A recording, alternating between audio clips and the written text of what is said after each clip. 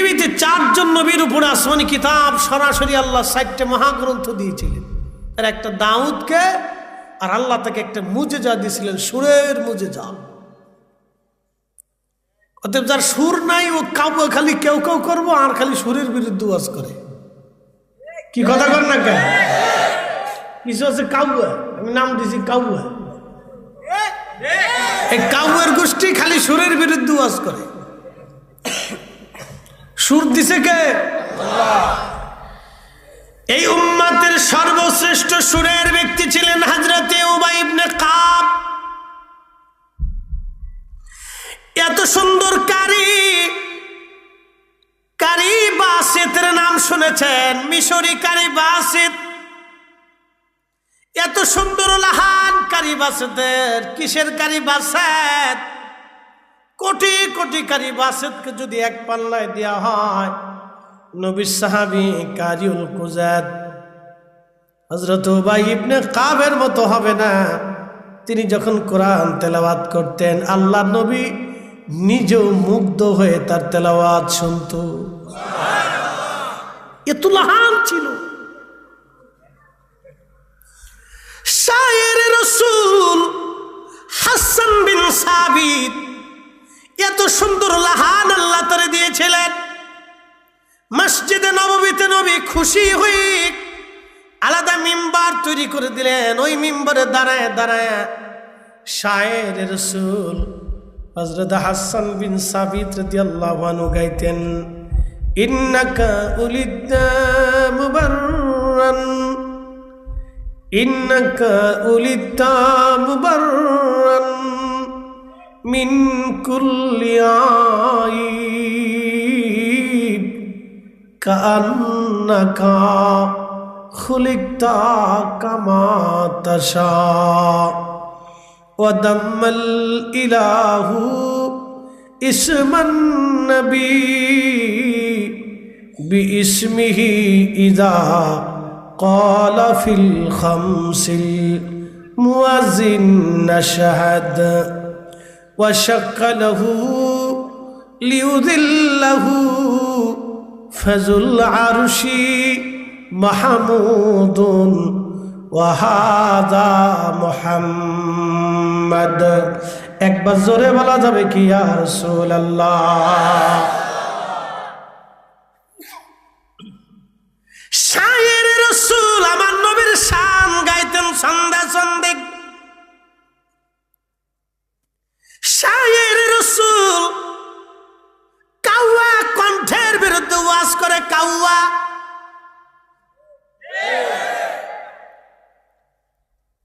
কণ্ঠের মুজিজা দাউদ আলাইহিস সালামকে আল্লাহ দিয়েছিলেন। জবুর শরীফ যখন দাউদ আলাইহিস সালাম পড়তেন, ইমাম ইবনে কাসির আল বাদায়ের মধ্যে তিনি লেখেন, এত সুন্দর সুর জবুর পড়তে যাই একটা সুর উনি দিতেন না, আল্লাহ 70টা সুর উনি জবুরে দিতেন। আস্তে হয়ে গেল না? সুবহানাল্লাহ। 70টা সুর উনি দিতেন। একই তেলাওয়াতে 70টা সুর আসতো। সুরের এত মোহনা। এখন তোরা মাইক টাইক হইছে, আন্ডার গান্ডার বান্ডার কত কিছু, ল্যাপটপ জ্যাপটা এটা টান দেয়, এটা ছোড়া দেয়, এটা লোটা দেয়, হ্যাঁ কত সিস্টেম এখন হইছে। দাউদ আলাইহিস সালামের কোনো সিস্টেম লাগতো না। এত সুন্দর লাহান, এত সুন্দর সুর আল্লাহ তারে দিয়েছিলেন। জবুর শরীফ যখন উনি পড়তেন, একই তেলাওয়াতে 70টা সুর উনি যখন দিতেন, সুরের মোহনাতে পশুরা ছটফট করে মারা যাইতো। একসাথে বলবেন আল্লাহু আকবার। না না, জোরে বলেন, জোরে জোরে জোরে। আল্লাহ জান্নাতের ভিতরে নিয়ে গান শোনাবে। কি শোনাবে? জোরে বলেন। হেঁটে যায় মুখটা ভাইটে যায়,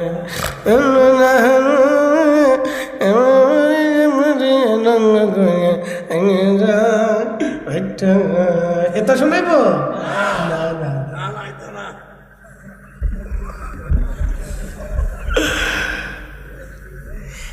এত সুন্দর সুর জান্নাতি, এত সুন্দর গায়িকা।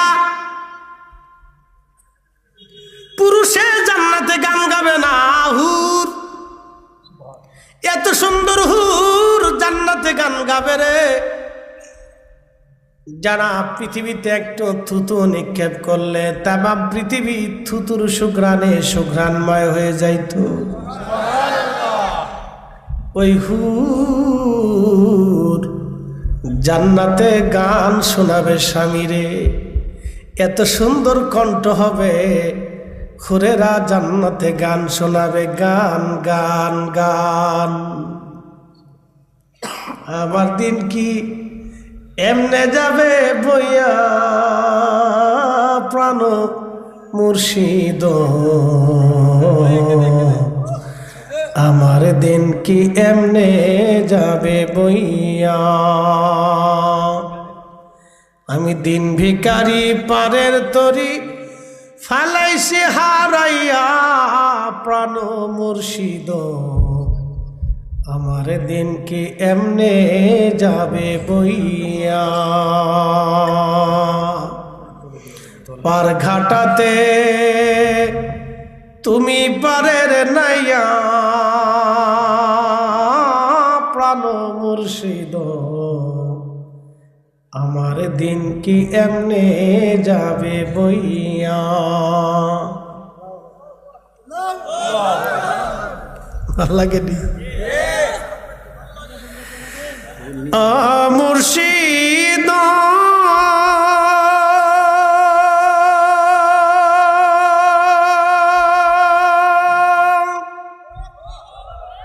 পার হইতে পার ঘাটাতে, ঘাটে দেখি যাইয়া রে, ঘাটে দেখি যাইয়া কত আশেক জনে পার হইতাছে, কত আশেক জনে পার হইতেছে প্রেমের সারি গাইয়া প্রাণ মুর্শিদ, আমার দিন কি এমনে যাবে বইয়া।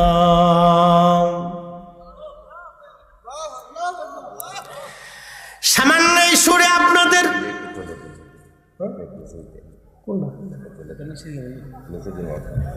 দেখি তাও তো আর উসাইল গেলে আবার এটি লাগল পাইতো না, জ্বালা আছে থাক, আমি ফিসে রয়েছি থাক, এটি ফিসে দেওয়াতে আমি সোজা হয়ে গেছি আর কি, জ্বালা আছে না। এই সামান্য সুরে আপনাদের হৃদয়ে আন্দোলিত হল জান্নাতের সুর এত মধুর, সুন্দরী রমণী আপনার বিবি স্ত্রী হুর যখন গান গাবে তখন তো কেমন লাগবে আপনি একটু চিন্তা করেন। আমরা দেশের টিকটক করা বেডি না, কথা কর না কেন, আন্ডা গান্ডা ভাষা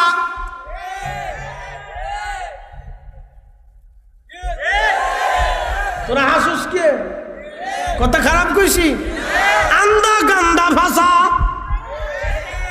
গন্ধ,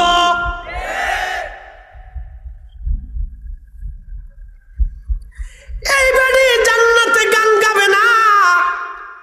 যাদের থুতু পৃথিবীতে আসলে সারা পৃথিবী সুগন্ধে মাতোয়ারা হয়ে যাইতো, এমন রমণী আপনার স্ত্রী হবে যারা সতী সাধবী পবিত্রা হবে।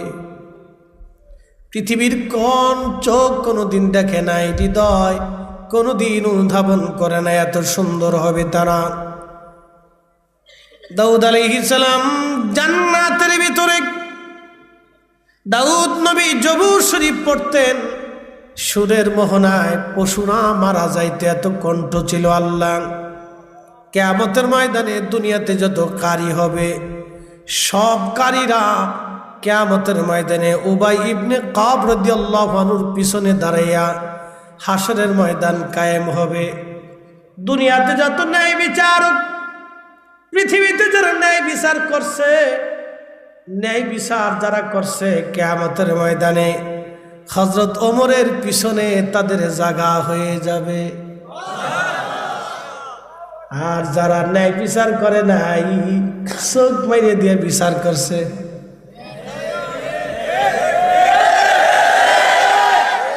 আমার ফোন দিয়ে কই কাকা কাকা সিনচেরি কাকা কাকা কাকির কাছে দিয়ে এসেছি।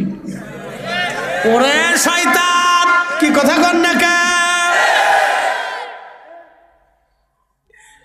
এই বিচার যারা করছে রে তাদের জায়গা হবে ফেরাউনের সাথে।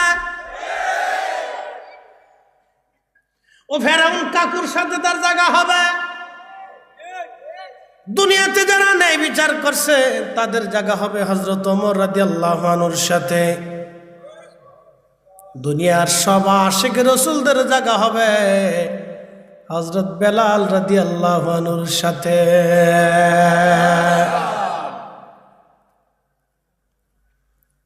হবিগঞ্জবাসী মনোযোগ দিয়ে কথাগুলি শুনে যাবেন। পৃথিবীর সব জাহিদ ওলি যারা ছিলেন কিয়ামতের ময়দানে হযরতে আবু যর গিফারি রাদিয়াল্লাহু আনহুর সাথে তাদের জায়গা হবে। বলে হুজুর কারণ কি? আবু যর গিফারির জীবন তো জানি না, কেন তার সাথে যারা জাহিদ ওলি ছিল তাদের জায়গা হবে, কারণ কি? সাহাবীদের মধ্যে একজন সাহাবী, তিনি আবু যর গিফারি, তিনি মুজাহাদা করেছিলেন, দুনিয়া বিরাগী সাহাবী ছিলেন। তিনি নির্জনে নিবৃতে একাকী আল্লাহর ইবাদত করে সারা জীবন তিনি কাটিয়েছিলেন। এই জন্য দেখবেন দুনিয়ার যত অলিরা অনেক সময় দুনিয়া বিরাগী হইয়া তারা জঙ্গলে যাইয়া পাহাড়ে পর্বতে নীরবে নিবৃতে আল্লাহর ইবাদতে তারা দিন কাটাইতো। কথা বলেন ঠিক কিনা?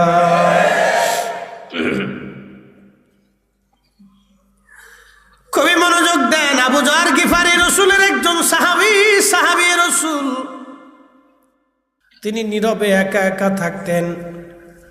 সাহাবীরা এসে বিচার দিয়ে বলল, হুজুর আবু যর গিফারি একা একা থাকে, সাহাবীদের মেলের মধ্যে আসে না। নবীজি আল্লাহ নবী ডাক দিয়ে বলেন, সাহাবীরা রে আমার আবু যররে একা থাকতে দাও, এ একা একাই থাকবে, একা একাই মারা যাবে, কিন্তু তার জানাজাতে বহু মানুষ আসবে।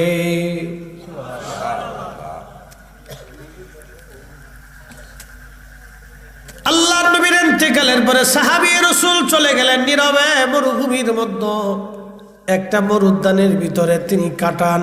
স্ত্রী সঙ্গে মাত্র একটা জুব্বা দিয়ে আবু যর গিফারির বছরের পর বছর চলে গেল। আহা, কোনোদিন খাইতেন, কোনোদিন না খেয়ে থাকতেন, একটা খেজুর খেয়েও দিন পার হয়ে গেছে। আবু যর গিফারির ইন্তেকালের সময় ঘনায় গেল।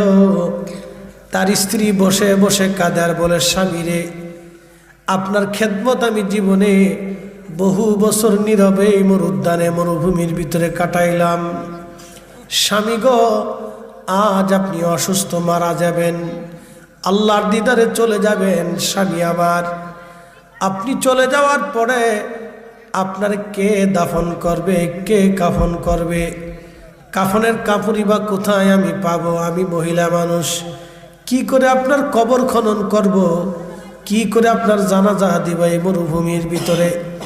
আমি কি করে মানুষ জোগাড় করব গো স্বামী?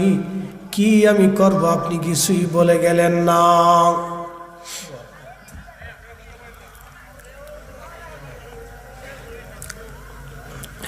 হবিগঞ্জবাসী সাহাবী রাসূল ডাক দেখে, বিবি রে তুমি কি শোনো নাই?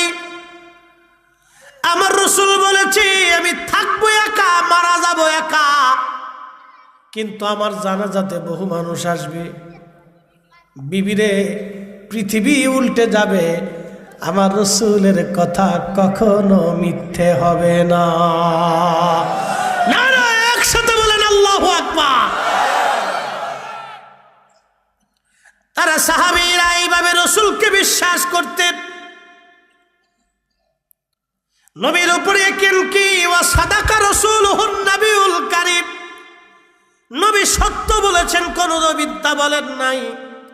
নবী যাহা বলেছেন তাহা হবে। কিয়ামতের ময়দানে, কিয়ামতের আগে নবী বললেন 85টা আলামত হবে। একটা আলামত হলো ডিভোর্সের সংখ্যা বাড়বে, তালাকের সংখ্যা বাড়বে, স্বামী স্ত্রীর তালাক বিচ্ছেদ বাড়বে। 2 নম্বর হলো জায়গায় জায়গায় বেহাপনা হবে, প্রকাশ্যে ছেলেমেয়েরা জেনা করবে। আজকে botanical garden, Ramna park, Cox's Bazar সমুদ্র বিচ আর পতেঙ্গা সমুদ্র বিচ বলেন, হোটেল মোটেল বলেন, আর কে পার্কে বলেন, জায়গায় জায়গায় কোনায় কোনায় মানকে জিবায়। কাতি মাসের কুত্তা যেমন পাগল হয়, আমাদের ছেলে মেয়েরা এরকম বেহাপনায় পাগল হয়ে গেছে। কথা কয়, বিয়ে করবেন না, এ খুঁজে পাওয়া যাবে না। কথা কোন লেখা, এটা কিয়ামতের আলামত।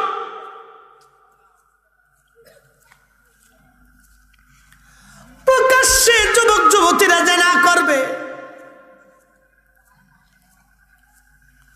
মাঝে মধ্যে দেখা যায় মোটর সাইকেলের পিছনে জন্ডিস। আমরা গাড়ি চালাইতে পারি না। আমার ঢাকা থেকে যাত্রাবাড়ি থেকে মা পর্যন্ত বিশ্ব রোড করে দিয়েছে সরকার, পদ্মা সেতুর লাইন। বাপরে বাপ, ইউরোপের মতো রাস্তা। রাত্রিবেলা বলে পিছনে জন্ডিস, সামনেরটা বেডা না পিছনেরটা বেডা বোঝা যায় না, কারণ সামনেরটারও প্যান্ট পিছনেরটারও প্যান্ট। কিন্তু মাঝে মাঝে চুল দেখলে বোঝা যায় পিছনেরটা জন্ডিস আর সামনেরটা মন্ডিস। অবস্থা খুব ভয়াবহ। এটা কিয়ামতের আলামত। কথা কন না কা, কিয়ামতের আলামত। চলতেছে রানি রানি, ইমান রাখার দুষ্কর। ওদের জ্বালা গাড়ি চালান যায় না পদ্মা সেতুর রাস্তা। Boom boom boom boom boom. ও বাপ চিনে না, খালু চিনে না, মুরব্বী চিনে না, উস্তাদ চিনে না, হুজুর চিনে না, কিচ্ছু চিনে না। কিয়ামতের আলামত। কিসের আলামত? কিয়ামতের আলামত। আহা, কি কঠিন হচ্ছে দেখেন।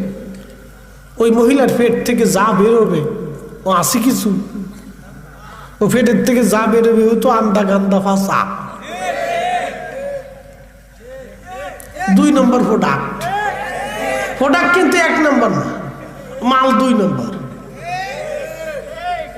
আপনি ঠিক বললেও ঠিক, না ঠিক বললেও ঠিক। আমি যেটা করছি এটাই ঠিক। তালাশ করে দেখেন 2 নম্বর মাল, মেড ইন ইন্ডিয়া, সিঙ্গাপুর, হ্যাঁ, মেড ইন চায়না। যা দিদি,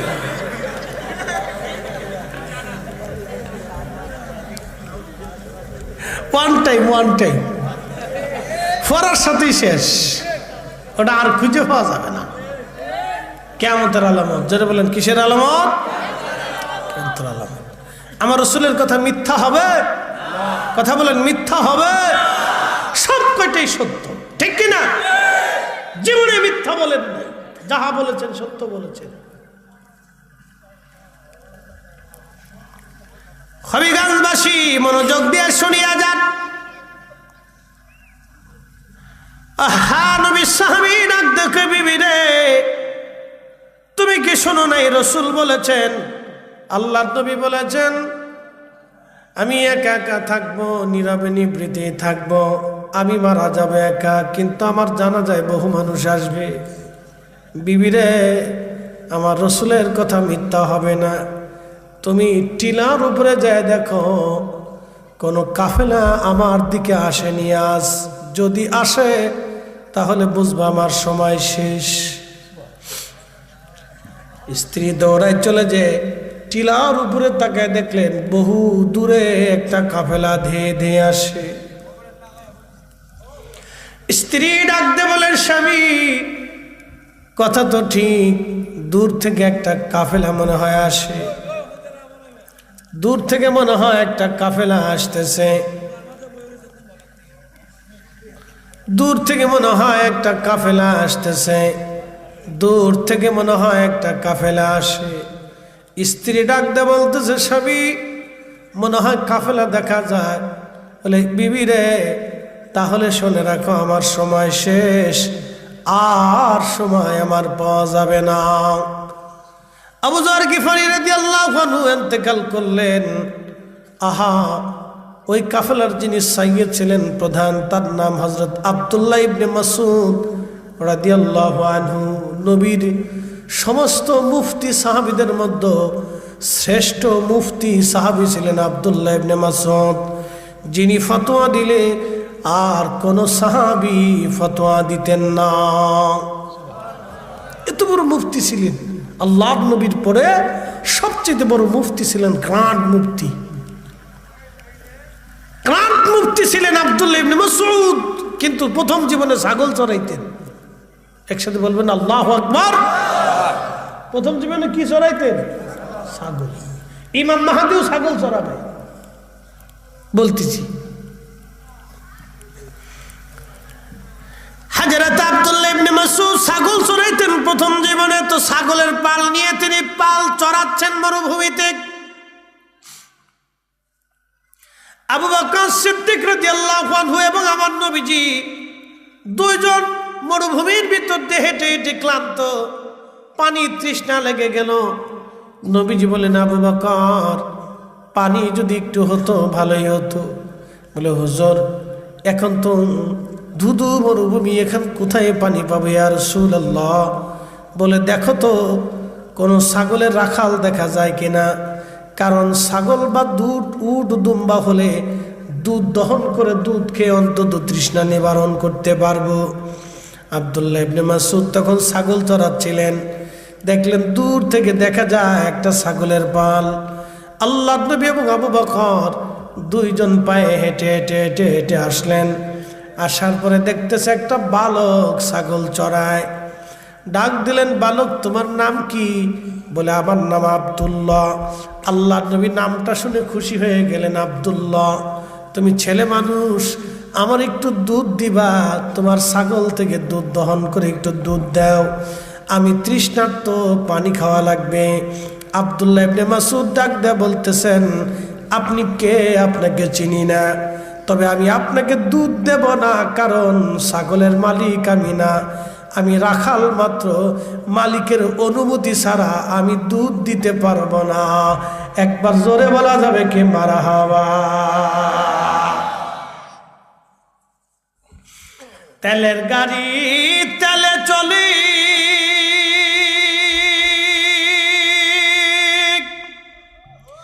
হাওয়ার গাড়ি হাওয়ায় উড়ে,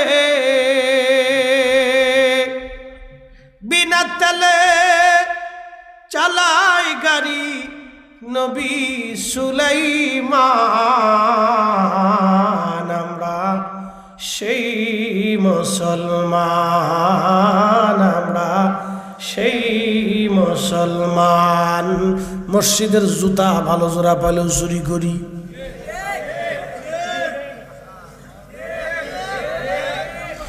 মাহফিলের জুতা ভালো হলেও চুরি করি।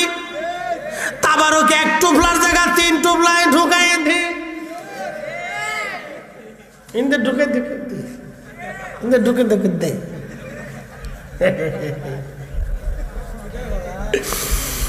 যে মসজিদে জুতা চুরি করে ওরা যদি আপনি অর্থমন্ত্রী বানান, শেষ। কথা কন না কেন? কি হবে? শেষ শেষ। স্বাধীনতার পর থেকে এই পর্যন্ত বাক্স খালি।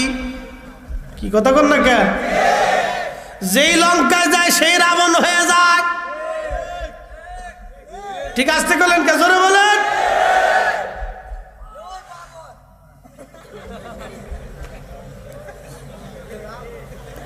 যেই ক্ষমতায় যায় সেই খালি ধান্দা খুঁজে, কোনটা ধান্দা করা যায়।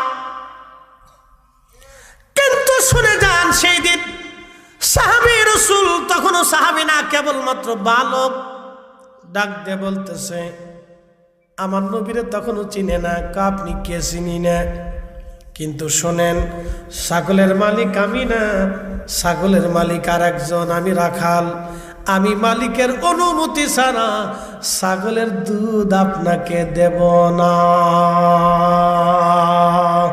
একসাথে জোরে বলা যাবে কি আল্লাহু আকবার? আইল থাকবে সুজে, এমনি বাঁকা করে হেলছে।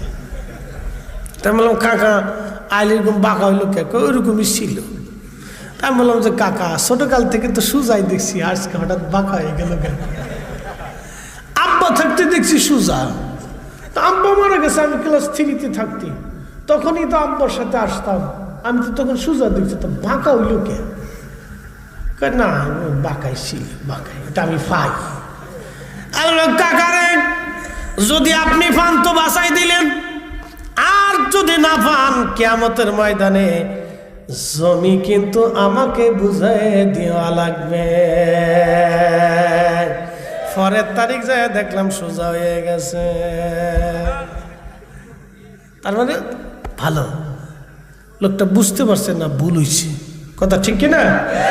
কেউ যদি ভুল স্বীকার করে তাহলে তার ওইটাকে গ্রহণ করতে হয়, তার ক্ষমা করতে হয়, এটা হলো নিয়ম।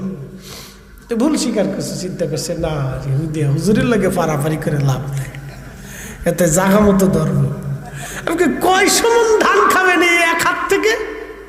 খাঁটি থাকেন, কিয়ামতের ময়দানে বুঝাই দিয়ে তারপরে যাইতে হবে না। কি কিয়ামত কায়েম হবে না? কথা কন না কেন? হবে না? হবে হবে। এদেশের কোটি কোটি টাকা ওই যে সুইস ব্যাংকে বেগম পাড়া সেগম পাড়া যারা বিচ্চা বাড়ি বানায় খায়, কিয়ামতের ময়দানে সব ধরা পড়বে। সেই দিন 18 কোটি মানুষের মামলা পড়বে, আমরা যাই দেবো চাচা দিয়ে দাও। কি কথা কন না কে? কাকা দিয়ে দাও, কাকা দিয়ে দাও, আজকে বুঝাই দাও, ফাজলিমি চলবে না, আজকে দিয়ে দাও। সেই দিন আমরা না পাওয়া পর্যন্ত ছাড়ব না, কাউকে ছাড়তেছি না। ও পাকিস্তানের আগেও না, পাকিস্তানের পরেও না, এখনো না, আগামী তো।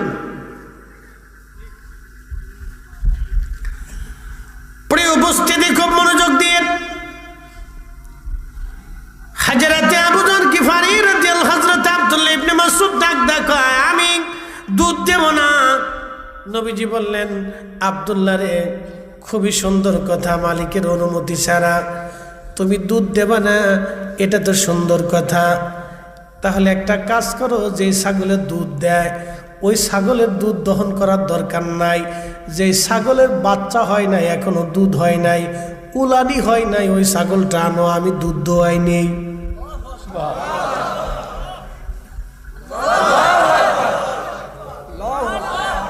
চুপচাপ বয়ে রয়েছে কে বুড়া মাসির মতো?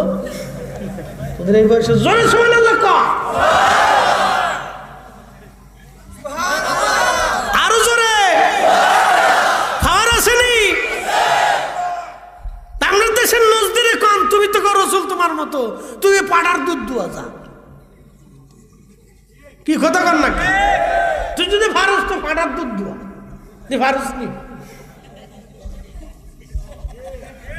কে? কথা খারাপ কইছি? পাড়া কি কোনো গালি? যেটা বিশেষ কাটে না, এটা ফাটা হয়ে যায়, এটা অটোমেটিক ফাটা হয়ে যায়।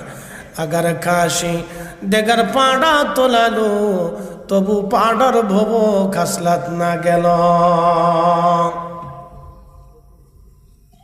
এর অর্থ হলো যার যেরকম খাসলাত সে ওই খাসলাতেই থাকে, খাসলাত তার পরিবর্তন হয় না। কয়লা ধুইলে ময়লা যায় না। ওই যে বেচরিত্র, যেটা বেহাইয়া নজদি হয়ে গেছে, হাজার দলিল দিলেও সে মানবে না, বুঝবে না। কথা কোন ঠিক কিনা?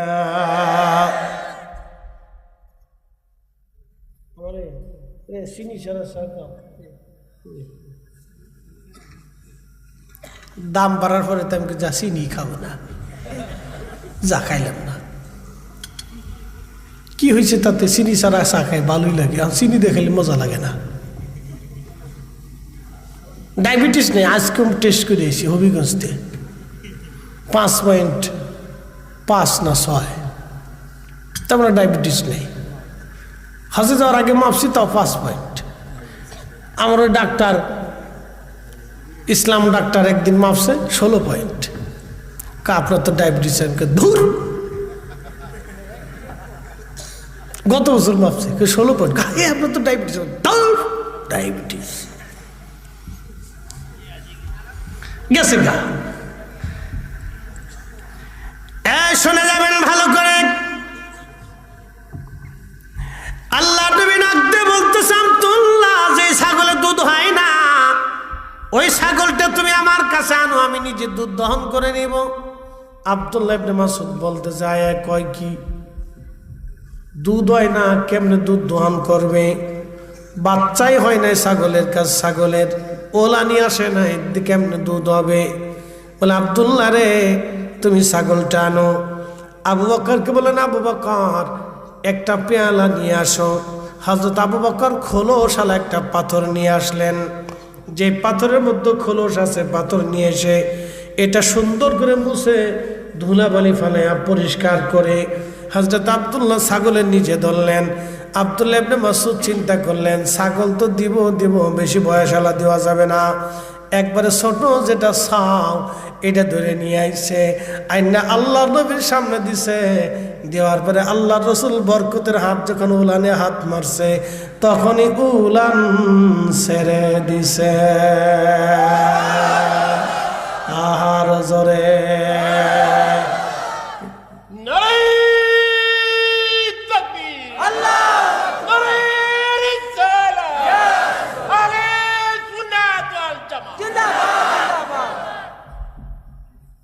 মাইক লাগে না, বাপরে বাপরে গলারি। এরকম যদি 500 লোকে এক লোকে শিক্ষা দেয়, সামনে মাঠ ফাঁকা, ক্লিয়ার কি কথা কর না কে? শয়তান পর্যন্ত দৌড়াইব। বাপরে বাপ, ওমরের দল এসে গেছে। আল্লাহ গলার আরো বরকত দিয়ে দিক, বলে না। হযরত আব্দুল্লাহ ইবনে মাসউদ রাদিয়াল্লাহু আনহু দেখে নবীজি হাত মুবারক দিলেন, উলান ছেড়ে দিয়েছে। আল্লাহর নবী দুধ দহন শুরু করে দিয়েছে, বিসমিল্লাহ বলে টান দিছে। দুধ একবারে দহন করতে করতে করতে করতে পাথরের খোলস ভরে গেল। আবু বকরকে বললেন, আবু বকর পান করো। বিসমিল্লাহ বলে শুরু করলেন, আল্লাহ নবী নিজেও পান করলেন। বাকি দুধ আব্দুল্লাহরে দিয়ে বলেন, এবার তোমার ছাগলের দুধ তুমি পান করো। আব্দুল্লাহ বলেন, আমি দুধ পান করলাম। নবীজি আবার ওলানে হাত মারলেন, সাথে সাথে ওলান জাগার জাগা জাগা আবার মিশে গেল। শ্রেষ্ঠ নবী দিলাম রে, ঠিক না? তরিয়ে নিতে রোজ হাসরে, পথ না ভুলি তাই তো দিলে পাক কোরআনের বাণী। খোদা তোমার মেহেরবানি, সুন্দর ফুল সুন্দর ফল, মিঠা নদীর পানি। খোদা তোমার মেহেরবানি, খোদা তোমার মেহেরবানি। সে আব্দুল্লাহ পরে কালেমা পড়লেন। এই মুজিজা দেখার পরে তার হৃদয় উথাল পাতাল হয়ে গেল। হায় হায়, দেখলাম কি লোকটাকে। পরে সে আব্দুল্লাহ কালেমা পড়লেন। শুধু আব্দুল্লাহ থাকেন নাই, এই উম্মতের শ্রেষ্ঠ মুফতি হয়েছিলেন আব্দুল্লাহ ইবনে মাসউদ। তিনার ছাত্রের নাম হযরত ইমাম ইব্রাহিম নখী। তিনার ছাত্রের নাম আমাদের মাযহাবের ইমাম ইমামুল আজম আবু হানিফা রাহমাতুল্লাহি আলাইহি। তিনার উস্তাদ ইব্রাহিম নখী, তিনার উস্তাদ হযরত আব্দুল্লাহ ইবনে মাসউদ, তিনার উস্তাদ রাহমাতুল লিল আলামিন, তিনার উস্তাদ রব্বুল আলামিন। কিসের সর? রাতের সর।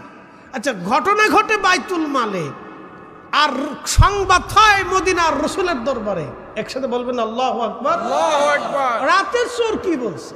তা আবু হুরায়রা বলতেছে, ইয়া রাসূলুল্লাহ, সর দুঃখের কথা বলছে, আমি সাইরে দিছি। হুজুর, সর দুঃখের কথা বলছে, আমি তারে ছেড়ে দিছি। আল্লাহর হাবিব ডাক দিয়ে বলতেছে, আবু হুরায়রা, সে তোমাকে মিথ্যা বলেছে। আগামীকাল চোর আবার আসবে, আগামীকাল চোর আবার আসবে। হযরত আবু হুরায়রা রাদিয়াল্লাহু আনহু বলতেছেন, আল্লাহর নবী বলছেন চোর আসবে, আমি নির্ঘাত মেনে নিলাম চোর আবার আসবে, কারণ রসুল মিথ্যা বলতে পারে না, নবী ভুল বলে নাই, এতদিন যাহা বলছে তা সঠিক বলছে, চোর আগামী রাত আবার আসবে। একবার জোরে বলা যাবে আল্লাহু আকবার। সাহাবীরা বিশ্বাস করছে আগে কাকে? নবীকে। জোরে বলেন কাকে? নবীরে। না না, একসাথে বলেন কাকে? নবীরে। রাসূলকে আগে সাহাবা কিরাম বিশ্বাস করছে, নবী বলছে এটাই ঠিক, উনি নবী, উনি ঠিক বলছে, উনি মিথ্যা বলতে পারে না। আবু হুরায়রা বলতেছেন আমার ইয়াকিন হলো, বিশ্বাস হলো, রাসূল বলছেন চোর আবার আসবে। একসাথে বলা যাবে আল্লাহু আকবার। আল্লাহু আকবার।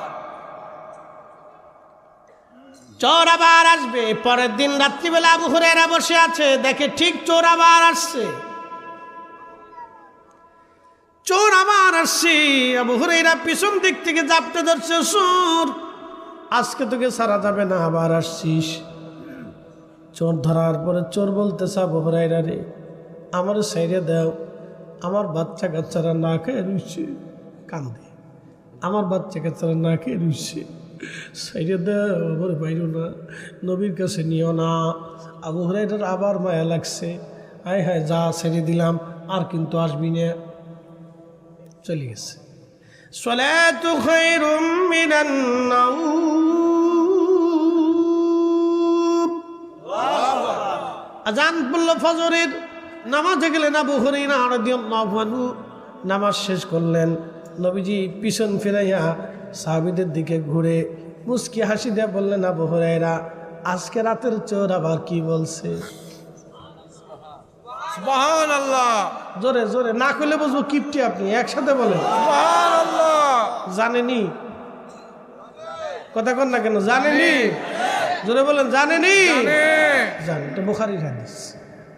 রাতের চোর আবার আসবে। পরের দিন তৃতীয় রাত। কয় রাত? তৃতীয় রাত। আবু হুরায়রা বলেন আমার ইয়াকিন হলো চোর আবার আসবে, রাসূল বলছে চোর আসবেই। আমি রাত্রিবেলা বাইতুল মালে হেঁটে বুটে বসে আছি, চোর আসবে, দেখি চোর ঠিকই আসছে, রাসূলের কথা মিথ্যা না। পিছন দিক থেকে জাপটে ধরলাম, চোর আজকে তোরে ছাড়া যাবে না, তুই আবার আসছিস। সরে এবার ডাক দেখে আবু হুরায়রা রে, আজকে যদি ছাইড়ে দাও তোমার এমন একটা দোয়া শিক্ষা দিব, যে দোয়াটা তুমি যদি রাত্রিবেলা পড়ো তাহলে শয়তান তোমার ঘরে ঢুকতে পারবে না। সারা রাত্র তোমার বিছানার পাশে একজন ফেরেশতা দাঁড়ায় দাঁড়ায় তোমার সারা রাত্র ভরে ভরে পাহারা দেবে। আবু হুরায়রা রাদিয়াল্লাহু তাআলা কয়, সোর হাসানি? কহা হাসা। শিখাইবানি? কহা শিখাবো, কিন্তু শর্ত হলো আমার ছেড়ে দিতে হবে। দেখেন তারা কত সহজ সরল ছিল। আল্লাহু আকবার। সাহাবী রাসূল, নবীর সাহাবী কিভাবে রাসূলকে ইয়াকিন করতেন, আর আমরা দলিল তালাশ করি কেন? নবী জানতেন দলিল কি, এত দলিলে তুমি কি তা করবা? পুরা কোরআনটাই তার কালবে আল্লাহ ঢুকাই দিছে, তার আবার দলিলের কি? পুরা কোরআনে তার কালবে, পুরা এলেমে তার কালবে, পুরা মেধা জ্ঞান আল্লাহ তার কালবে ঢুকাই দিছে। কথা কর না কেন? যার কালবের ভিতরে পুরা কোরআনটা আল্লাহ ঢুকাইছে, তার আর বাদ আছে কি? আবু হুরায়রা আয়াতুল কুরসি, আল্লাহু লা ইলাহা ইল্লা হুয়াল হাইয়ুল কাইয়ুম লা তাখুযুহু সিনাতুন ওয়ালা নাওম। আয়াতুল কুরসি তুমি যদি পড়িয়া রাত্রিবেলা ঘুমাও, আবু হুরায়রা সারা রাত্র তোমাকে আল্লাহর এক রহমতের ফেরেশতা তোমার শিয়রে বিছানার পাশে দাঁড়ায় থাকবে, সারা রাত্র ফেরেশতা পাহারা দিবে, শয়তান তোমার ঘরে ঢুকতে পারবে না। চোর ছেড়ে দিছে, চলে যাও, আর আসবা না, কিন্তু চলে গেছে। সালাতু খায়রুম মিনান নাওম। আবার ফজরের আজান পড়ছে, ধীরে ধীরে হেঁটে হেঁটে মসজিদে নববীতে যাইয়া প্রিয় নবীজির পিছনে নামাজে দাঁড়ায় গেলেন। নামাজ শেষ হয়ে গেল। হযরত আবু হুরায়রা রাদিয়াল্লাহু তাআলা আনহু, আহা, নবীজি ঘুরে মুস্কি হাসি দিয়ে বললেন, আবু হুরায়রা আজকে রাতের চোর তোমাকে কি বলেছে? আবু হুরায়রা বললেন, হুজুর আমি চোর ছেড়ে দিয়েছি, কিন্তু চোর আমাকে আজকে একটা দোয়া শিখাইছে। বলে কি দোয়া বলো? বলে চোর বলছে আয়াতুল কুরসি পড়িয়া যদি রাত্রিবেলা আমি ঘুমাই, আল্লাহ রহমতের ফেরেশতা সারা রাত আমারে পাহারা দিবে, শয়তান আমার ঘরে ঢুকতে পারবে না। নবীজি বলেন, আবু হুরায়রা এই চোর তোমাকে এই কথাটা সত্য বলে গেছে। আল্লাহু আকবার। আল্লাহু আকবার। এই চোরে এই কথাটা সত্য বলে গেছে, কিন্তু সে চরম মিথ্যাবাদী। আবু হুরায়রা তুমি জানো আজকে 3 রাত তোমার সাথে কে বাহানা করতেছে?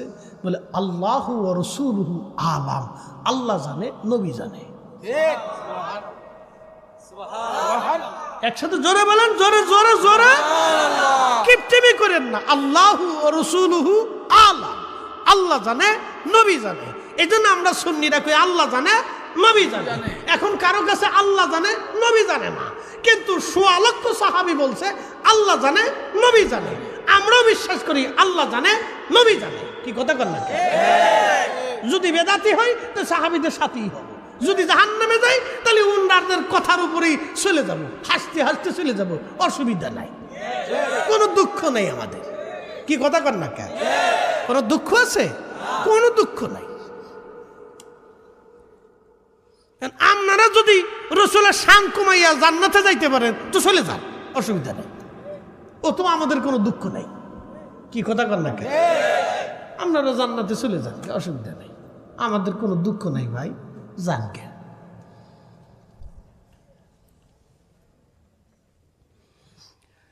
নবী আমার ডাক দিয়ে বলতেছে, আবু হুরায়রা শুনিয়া যাও, এই চোর হলো আজকে 3 দিন তোমার সাথে যে বাহানা করতেছে, ধোঁকা দিচ্ছে। আবু হুরায়রা এই চোরের নাম আজাজিল। নাম কি? আজাজিল। তোমার 3 দিন বাহানা দিয়েছে আবু হুরায়রা, তবে আজকে সে চরম মিথ্যাবাদী। ইন্নাহু লাকুম আদুউম মুবিন, সে প্রকাশ্য দুশমন, কিন্তু আজকে তোমাকে ওই কথাটা আয়াতুল কুরসির ফজিলতটা সত্য বলে গেছে।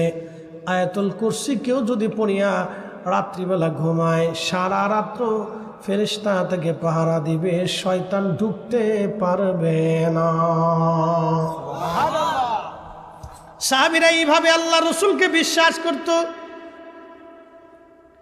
দৃঢ়ভাবে সাহাবীরা নবীকে মানত। বাবাজি আল্লাহ নবী বললেন, ওই হাদিসে চলে যাই, মূল হাদিসে, মনে আছে না আপনাদের? জামাত সাহাবীরা বসে আছেন, জিকির করতেছেন, নাদুল্লাহ নাহমাদুহু। আল্লাহ নবী বললেন, সাহাবীরা তোমরা কসম করো, তোমরা কসম করো, তোমরা এই কারণে বসছো, ভিন্ন কোনো আর কোনো উদ্দেশ্য তোমাদের নাই। সাহাবীরা বলল, আল্লাহি, আল্লাহর কসম করে বলি ইয়া রাসূলুল্লাহ, আমাদের আর কোনো উদ্দেশ্য নাই, আমাদের আর কোনো নিয়ত নাই, আমরা শুধু এই কারণে বইছি, অমান্না আলাইনা বিকা, আপনি নবী নামক নিয়ামত পাওয়ার কারণে আমরা এখানে বসছি। আপনি নবী আলামা হাদানা লিদিনিহি, আল্লাহ আমাদেরকে দিন দিয়েছেন, হেদায়েত দিয়েছেন, এই কারণে আমরা আল্লাহ জিকিরি ফিকিরি ইবাদতে বসে গেছি, অন্য কোনো নিয়ত আমাদের নাই। আমাদের মিলাদুন নবীর মাহফিলে নবী পাওয়ার কারণে আমরা মাহফিল দিছি, আল্লাহ জিকিরে বইছি, দোয়া দুরুদে বইছি, আমাদের অন্য কোনো নিয়ত থাকে না। কথা কন না কেন? আমাদের অন্য কোনো নিয়ত থাকে? সাহাবীরা বলেন, আল্লাহি, আল্লাহর কসম করে বলি ইয়া রাসূলুল্লাহ, আর কোনো উদ্দেশ্য নাই। আলা মা হাদানা লিদিনিহি ওয়া মান্না আলাইনা বিকা, এছাড়া আর কোনো উদ্দেশ্য নাই। নবীজি, নবী পাইয়া মাহফিল সাজাইলাম। ইয়া রাসূলুল্লাহ, আর কোনো উদ্দেশ্য আমাদের নাই। নবীজি বললেন, সাহাবীরা রে, তোমরা আমার ছাত্র, তোমরা ভেবো না তোমাদেরকে অবিশ্বাস করতেছি রে সাহাবীরা, কিন্তু ফাতানি জিবরিল আলাইহিস সালাম, আমার কাছে জিবরাইল আসছিল, ফাখবিরনি, অতবার আমার খবর দিয়ে গেছে, তোমাদের মজলিসখানা দেখে আমার আল্লাহ, আমার আল্লাহ, আমার আল্লাহ ইউবাহিমাকুমুল মালায়েকা, সব ফেরেশতাদের সামনে আমার আল্লাহ তোমাদেরকে নিয়ে গর্ব করতেছে, অহংকার করতেছে। একবার জোরে বলা যাবে কি আল্লাহু আকবার? না না, চিৎকার মেরে বলেন আল্লাহু আকবার। আল্লাহু আকবার।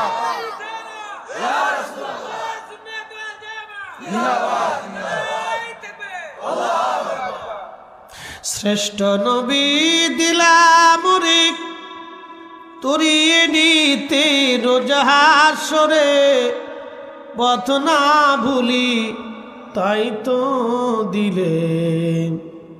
মাহফিল পেয়ে খুশি কে? জোরে বলেন খুশি কে? আল্লাহ। একসাথে বলেন খুশি কে? আমরা খুশি করব কাকে? একসাথে বলেন কাকে? আল্লাহকে। এখন কেউ বেজার হলো, ও তো আমার দেখার সময় না।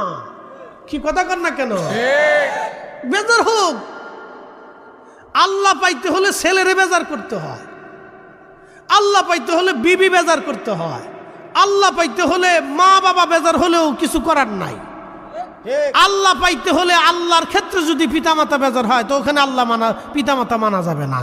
মা যদি বাপ যদি কয় নামাজ পড়বি না, তাহলে ওই সময় বাপ মারে মানা যাবে না। মা বাবা যদি কয় না তোর দাড়ি রাখা যাবে না, ওই সময় বাপ মা মানা যাবে। স্ত্রী যদি বলে তোমার দাড়ি রাখা যাবে না, তো ওই সময় বিবি মানা যাবে। সন্তান যদি বলে না মিলাদুন নবীর মাহফিল, ওই মাহফিল করা যাবে না, ও সাতার সন্তানের গোষ্ঠী গিলে দেন। খুশি করবেন কাকে? আল্লাহকে।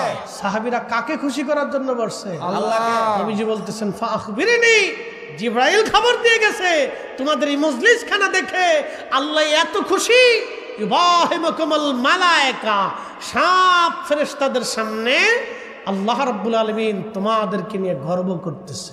সুবহানাল্লাহ। আমরা খুশি করব কাকে? আল্লাহকে। قل إن صلاتي ونسكي ومحياي ومماتي لله رب العالمين। আল্লাহু আকবার। হুজুর আপনি বলে দেন, কুল হুজুর আপনি বলে দেন, ইন্না সলাতি, নিশ্চয় আমার নামাজ আল্লাহর জন্য, ওয়া নুসুকি, আমার কুরবানি আল্লাহর জন্য, ও মাহইয়ায়া, আমার জীবন জিন্দিগি কার জন্য? আল্লাহর জন্যে, আল্লাহর জন্যে, আল্লাহর জন্যে। তাহলে আল্লাহর জিকিরের মজলিসে বসবো না, বসবো কোন জায়গা? মিলাদুন নবীর মাহফিলে বসবো না তো বসবো কোন জায়গা? এখানে আসবো না তো আসবো কোন জায়গা? এই মাহফিলে অর্থ দিব না তো দিব কোন জায়গা? এই মাহফিলে নবীর প্রেমের বাগানে আসবো না তো বসবো কোন জায়গা? এর জন্য আমরা সময় ব্যয় করবো না তো করবো কোন জায়গা? মাহিয়ায়া, আমার জীবন আল্লাহর জন্যে, ও মামাতি, আমার মৃত্যু আল্লাহর জন্যে, আমার জীবন আল্লাহর জন্যে, আমার মরণ আল্লাহর জন্যে, আমার জীবন আল্লাহর জন্যে, আমার মরণ আল্লাহর জন্যে, আমার জিন্দেগি আল্লাহর জন্যে, আমার সব আল্লাহর জন্যে, আমার স্ত্রী, আমার সন্তান, আমার জমি, আমার জমা, আমার ব্যবসা, আমার জীবন, আমার হায়াত, আমার পরিশ্রম, আমার জিন্দেগি, আমার মেধা, আমার এলেম, আমার অর্থ, আমার বিত্ত, সব কিছু আল্লাহর জন্য হবে। তাহলে এই মাহফিলে বসবো না তো বসবো কার জন্যে? এই মজলিসে আসবো না তো আসবো কার জন্যে? বুঝে বুঝে বাড়ি যাবেন, আল্লাহর কোরআন শরীফ থেকে বুঝে যাবেন। আল্লাহর কোরআন থেকে বুঝে যাওয়া জরুরি। অতএব আল্লাহর জন্য যেহেতু হবে, সাহাবীরাও বসছে আল্লাহর জন্যে, আমরাও বসবো আল্লাহর জন্যে। কথা কন না কেন, ঠিক কিনা? বুঝতে কি কোনো অসুবিধা? এই জন্য বুঝে যাওয়াটা জরুরি। প্রিয় মোহতারাম উপস্থিতি, আল্লাহ আমাদেরকে সবচেয়ে বড় নিয়ামত দিছে বিবেক। কথা ঠিক কিনা? কি নিয়ামত দিছে?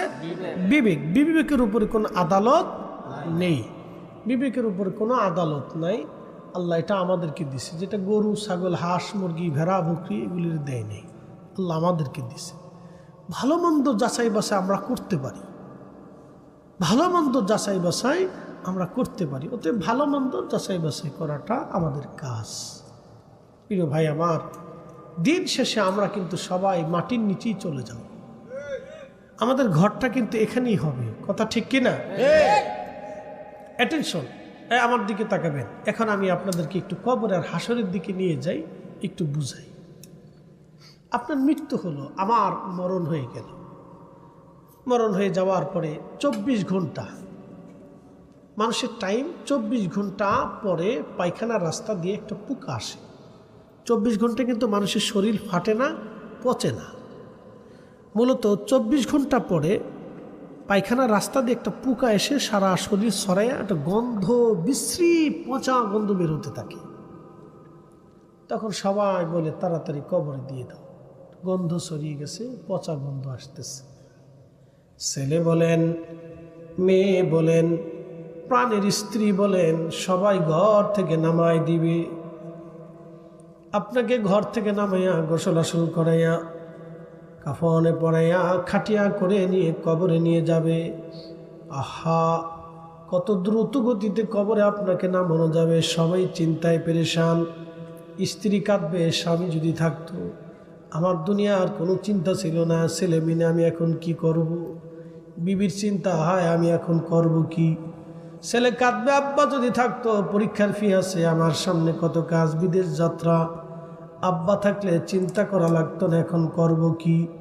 ছেলে কাঁদে নিজের জন্য, মেয়ে কাঁদে আব্বা যদি থাকতো, আমার শ্বশুরবাড়ি বাবা আমার জন্য কিছু পাঠাইতো, খোঁজ খবর নিত, এখন কে নিবে। এইভাবে মেয়েটাও কাঁদবে, মেয়ে কাঁদে নিজের জন্য, ছেলে কাঁদে নিজের জন্য, স্ত্রী কাঁদে নিজের জন্য। কিন্তু আপনি কবরের প্রশ্নের জবাব দিতে পারবেন কিনা, এই চিন্তা কারো মাথায় নাই।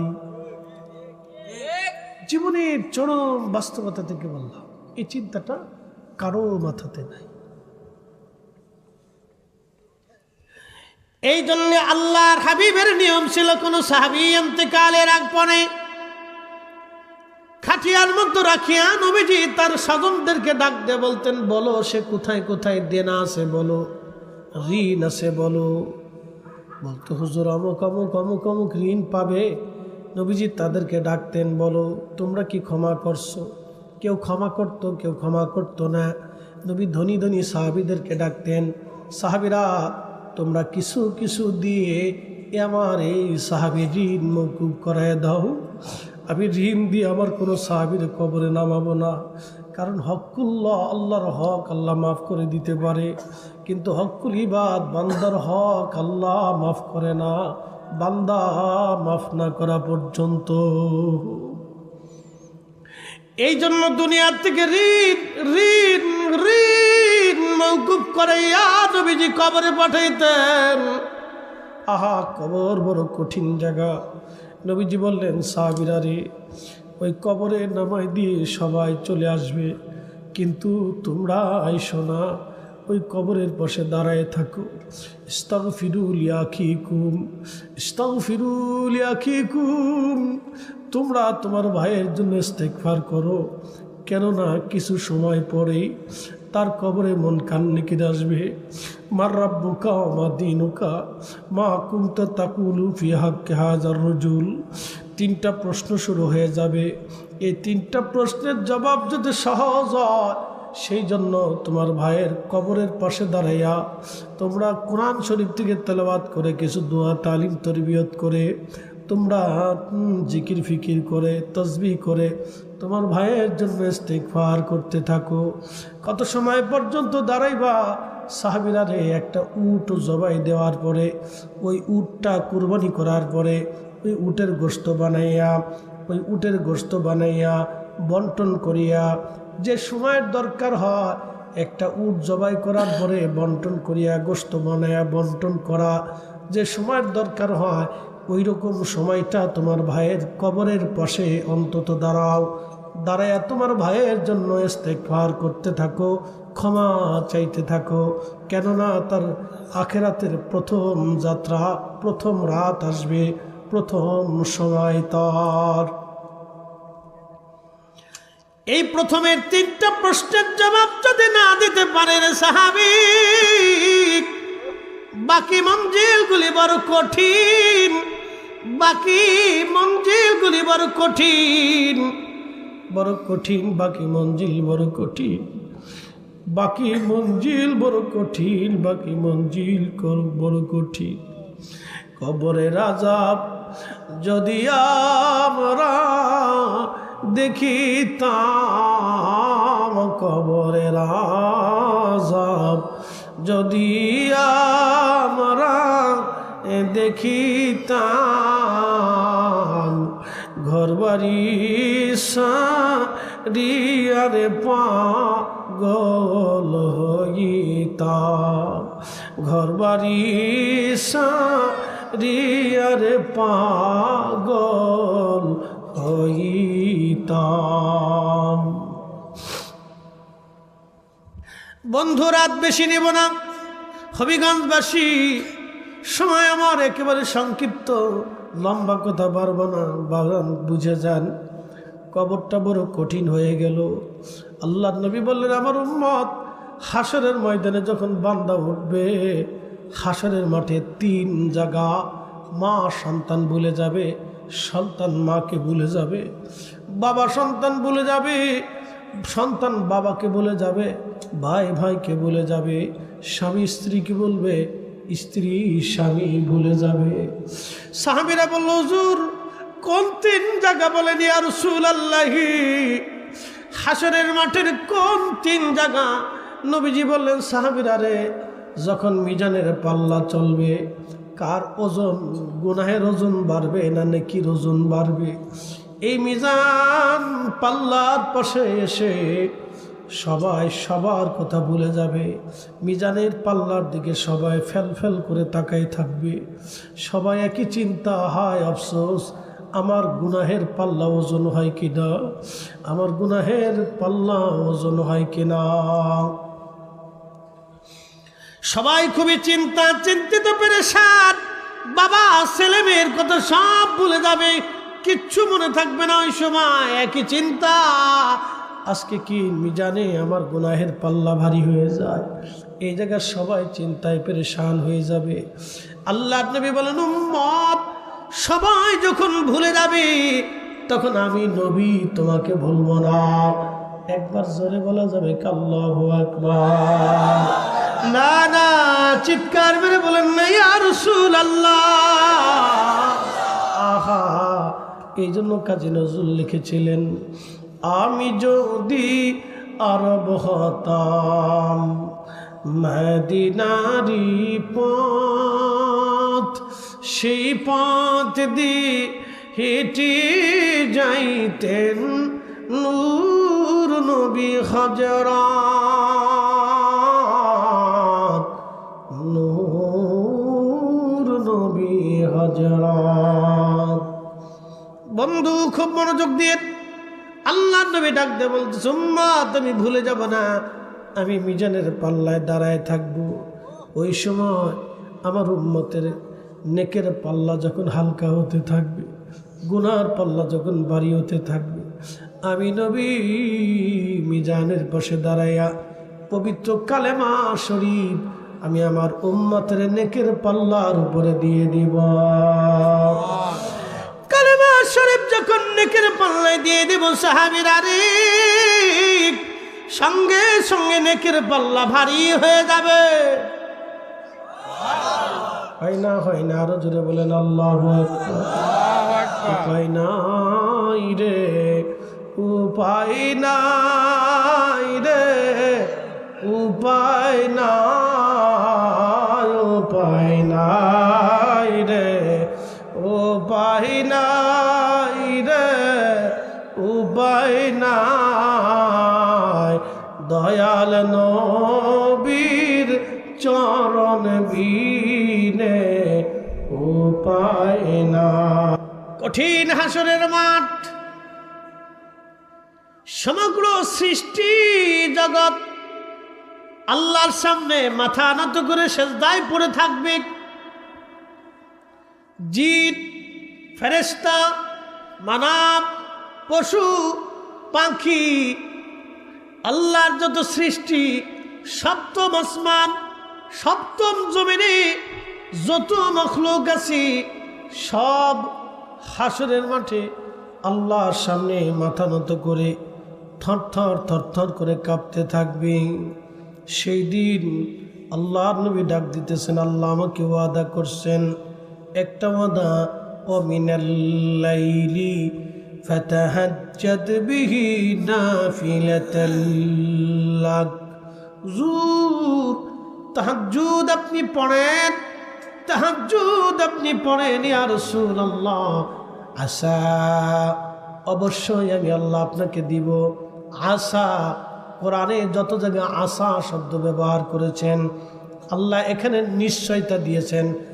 আসা শব্দ দিয়ে আল্লাহ নিশ্চয়তা দিয়েছেন, কিন্তু এর বাহ্যিক অর্থ হলো সম্ভবত। আসা শব্দের বাহ্যিক অর্থ সম্ভবত, কিন্তু আমার রসুলের ক্ষেত্রে যত জায়গা কোরআনে আসা শব্দ ব্যবহার করেছেন সব জায়গায় আল্লাহ রাব্বুল আলামিন নিশ্চয়তা দিয়েছেন। এটা আমার তাফসীর না, তাফসীর ইবনে কাসির, ইমাম ইবনে কাসির লিখেছেন যে যত জায়গা আল্লাহ আসা শব্দ ব্যবহার করেছেন আমার রসুলের জায়গা, সব জায়গা আল্লাহ বলেছেন অবশ্যই আমি আল্লাহ আপনাকে দেব। আসা আইয়াবআসাকা রাব্বুকা মাকামান মাহমুদা।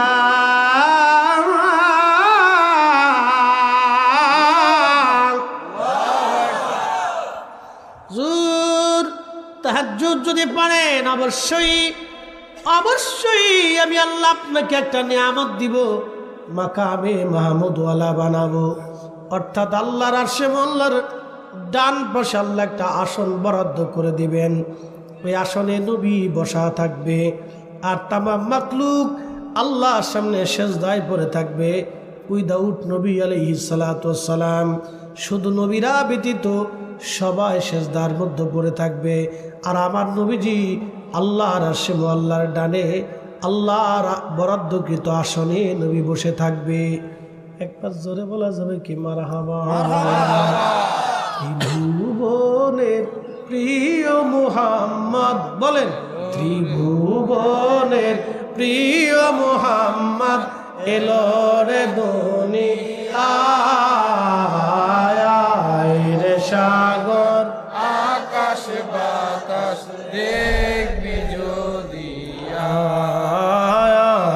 রে, সাগর আকাশ বাতাস দেখবি যদি ধুলির ধরা বেহেশত আজ। ঠিক কিনা? পৃথিবীটা আজকে জান্নাত হয়ে গেছে রসুলের কারণে, ঠিক কিনা? কবি কাজী নজরুল আন্ডার ম্যাট্রিক, দেখছেন তার লেখার ধরন কত সুন্দর। ধুলির ধরা বেহেশত আজ জয় করিল দিল রে লাজ। আজকে খুশির ঢল নেমেছে ধূসর সাহারায় রে। সাগর আকাশ বাতাস দেখবি যদি আয় রে। সাগর আকাশ বাতাস দেখবি যদি আয়। হাসরের মাঠে ওই দিন বুঝতে পারবেন নবী কি জিনিস। কথা কর না কেন? হাসরের মাঠে বুঝতে পারবেন রসুল কত দামি, কত মহা ইজ্জতওয়ালা, কত দামি ইজ্জতওয়ালা, ইজ্জতওয়ালা, ইজ্জতওয়ালা। এত বড় ইজ্জতওয়ালা হাসরের মাঠে বুঝবেন। রাজা মহারাজা বাদশাহ আমির ওমরা জ্ঞানী গুণী doctor doctor chancellor vice chancellor principal অধ্যক্ষ উপাধ্যক্ষ বড় বড় মেধাবীরা বড় বড় গুণীরা কিয়ামতের ময়দানে অসম্মানিত হয়ে যাবে। তারা উলঙ্গ হয়ে উলঙ্গ হয়ে আল্লাহর সামনে সিজদায় পড়ে থরথর করে কাঁপতে থাকবে। শুধু আমাদের নবীকে আল্লাহ জান্নাতের পোশাক পরাইয়া,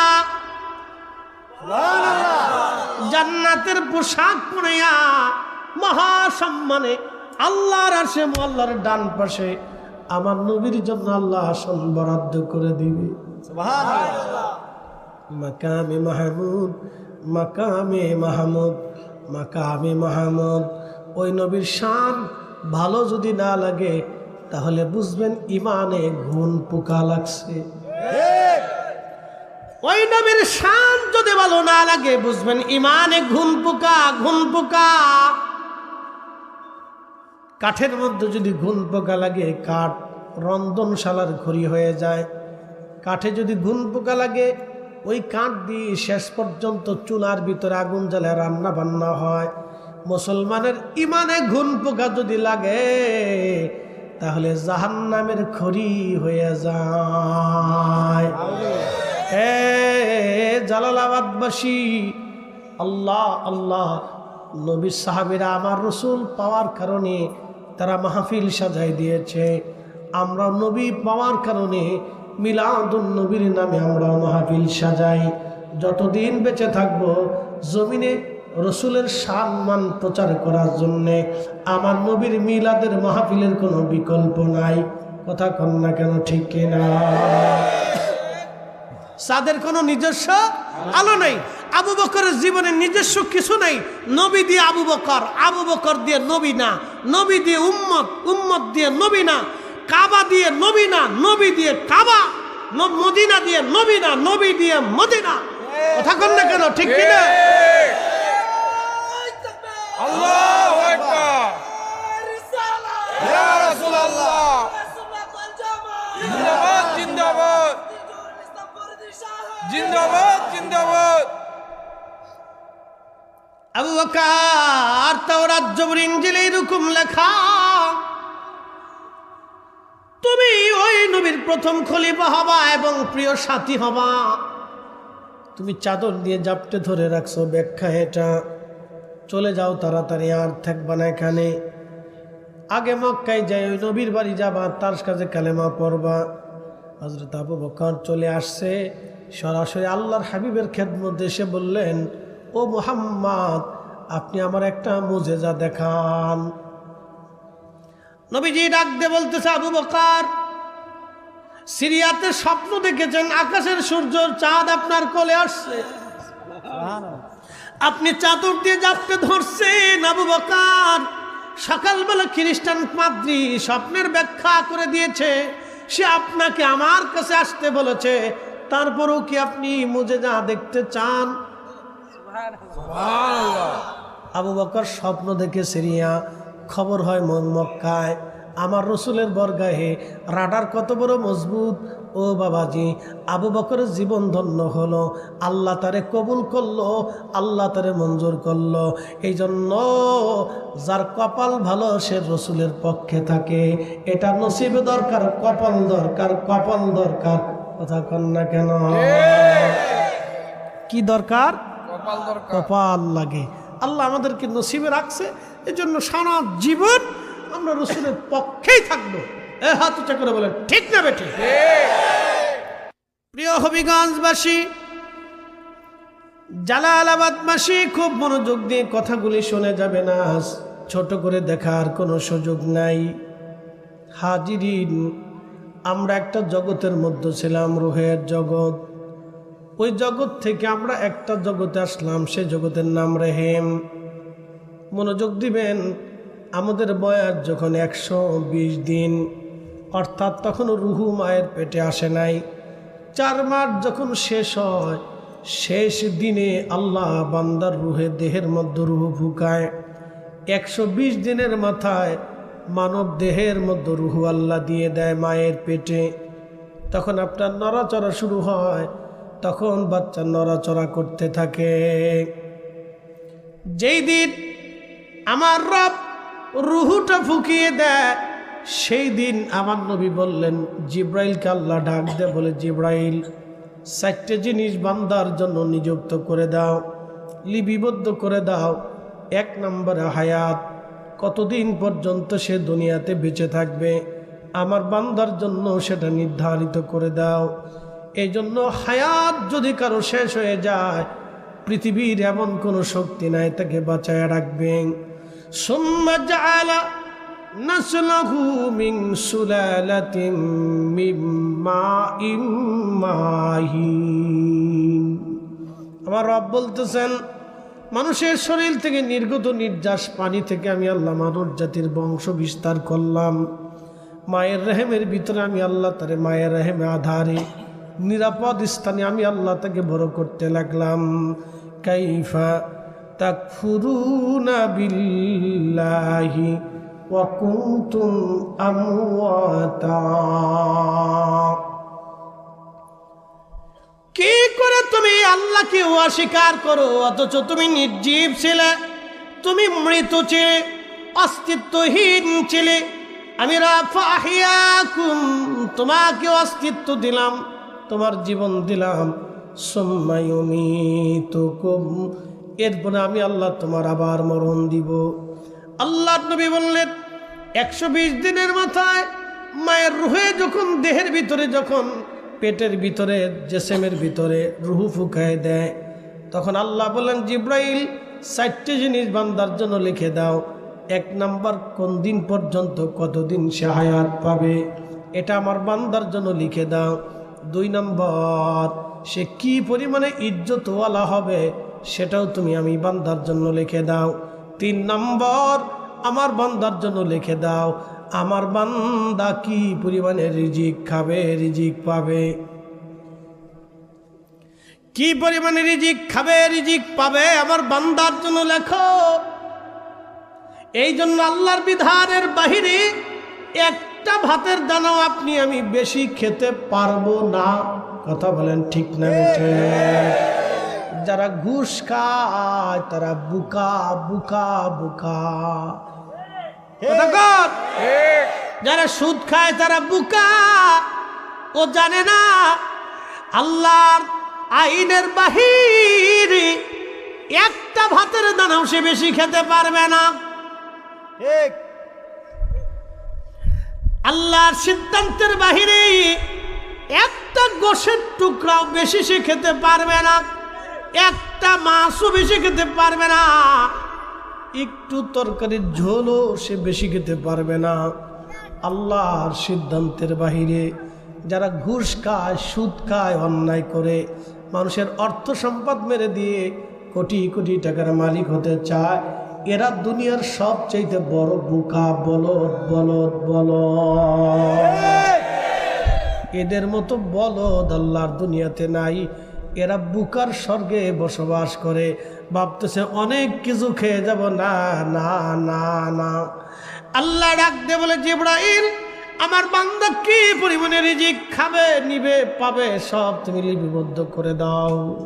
হাজার হাজার কোটি টাকা থাকলেই খাওয়া যায় না যদি মালিক দয়া না করে।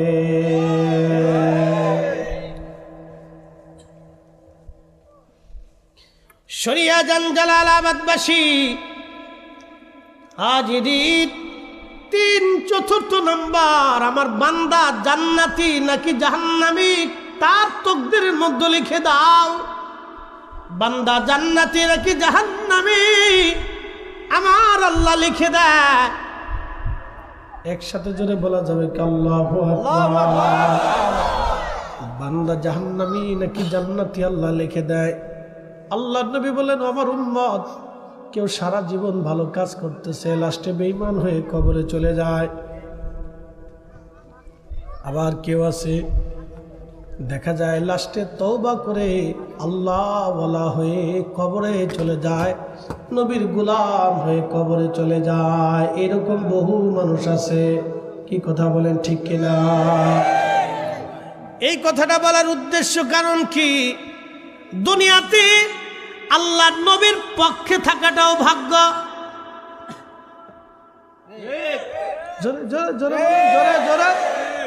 আল্লাহ রসুলের পক্ষে থাকাটা ভাগ্য আমার আল্লাহ লিখে রাখছে। কে রসুলের পক্ষে, কে নবীর বিপক্ষে, আল্লাহ এটা লিখে রাখছে। এটা ভাগ্য ভাগ্য ভাগ্য। বলে হুজুর কারণ কি? বলে দিয়ে যাই। আল্লাহ নবীর এক জমাত সাহাবী এরকম বসে বসে জিকির করতেছে। সুনানুন নাসাইর মধ্যে এসেছে, আল্লাহ নবী ওই জিকিরের মাহফিলের পাশ দিয়ে নবীজি হেঁটে হেঁটে যাচ্ছেন। এমন সময় নবী জিজ্ঞেস করলেন, মা জালাসনাকুম, সাহাবীরা রে তোমরা এখানে বসে বসে কি করো? সাহাবীরা জবাব দিল, নাদুল্লাহি ওয়া নাহমাদুহু, আমরা আল্লাহ জিকির করতেছি এবং আল্লাহকে ডাকতেছি, আল্লাহর গুণকীর্তন করতেছি, হামদ করতেছি, প্রশংসা করতেছি। নবীজি বললেন, সাহাবীরা কেন তোমরা দলবদ্ধভাবে আল্লাহর জিকির করো, হামদ করো, কারণ কি? কোন কারণে তোমরা বসলা?